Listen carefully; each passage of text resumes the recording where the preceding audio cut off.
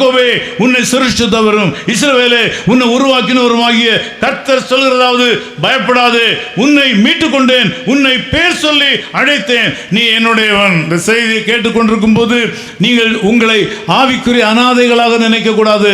எனக்கு யாரும் சொந்தம் இல்லை, பந்தம் இல்லை, எனக்கு உறவுகள் இல்லை, எனக்கு யாருமே எனக்கு இல்லை என்று நீங்கள் நினைக்காதீர்கள். ஆண்டவர் சொல்கிறார், உங்களை பெயர் சொல்லி அழைத்திருக்கிறேன், நான் உன்னை மீட்டுக் கொண்டேன், உன்னை பெயர் சொல்லி அழைத்திருக்கிறேன்.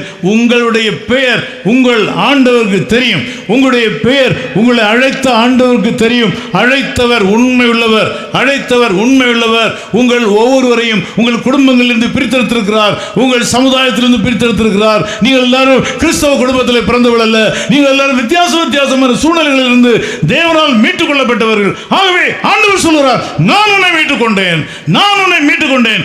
நீ அறியாதிருந்தும் கூட நான் உனக்கு என் பெயரை கொடுத்தேன், நான் உன்னை மீட்டுக் கொண்டேன், நான் உன்னை பெயர் சொல்லி அழைத்தேன், நீ என்னுடையவன், நீ என்னுடையவள் என்று ஆண்டவர் சொல்கிறார்.